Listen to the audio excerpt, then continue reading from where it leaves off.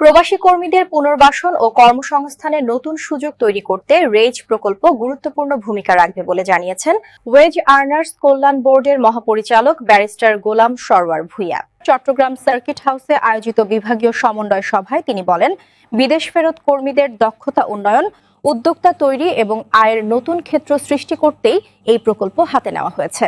তিনি জানান, রেজ প্রকল্পটি দেশের প্রথম এবং বিশ্বের সবচেয়ে বড় রিইন্টিগ্রেশন উদ্যোগ, যার মাধ্যমে 2,53,000 প্রবাস ফেরত কর্মীকে নিবন্ধন, ওরিয়েন্টেশন, কাউন্সেলিং ও এককালীন প্রণোদনা দেওয়া হচ্ছে। সারা দেশে 35টি প্রবাসী কল্যাণ সেন্টারের মাধ্যমে কর্মীদের বিভিন্ন সেবা গ্রহণে সহায়তা করা হচ্ছে। সভায় আরও জানানো হয়, কর্মীদের জন্য আর্থিক অনুদান, চিকিৎসা সহায়তা, শিক্ষাবৃত্তি, প্রতিবন্ধী ভাতা ও বীমা সুবিধা নিয়মিতভাবে প্রদান করা হচ্ছে।